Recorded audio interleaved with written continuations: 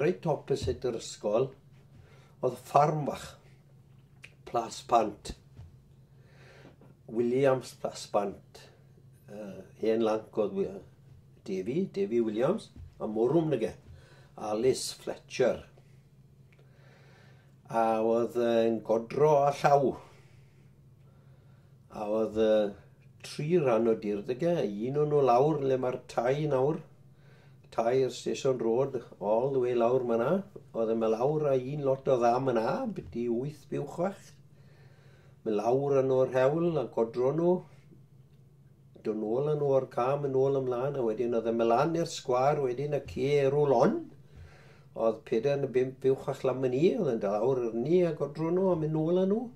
A oedd yn croesi'r hewl wedyn, oedd diardegau ochr ucha'r hewl.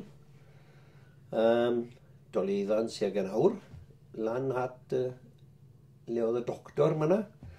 Oedd cwpl dda myna, lan myna wedyn, oedd yn croesi nhw. Oedd dim traffig fel sy'n nawr, ydych chi byth yn meddwl nawr. Yn byti fynd â dar yr hewl i bo'r ysgol. Dim byth, a fi'n cofio yn ei ware pel wedyn yn cico'r bel mewn i'r iard, oedd yn mynd â grac. Oedd yn ofnadw o grac, os yn i'n rhedeg mewn i ôl y pel, neu ar ben.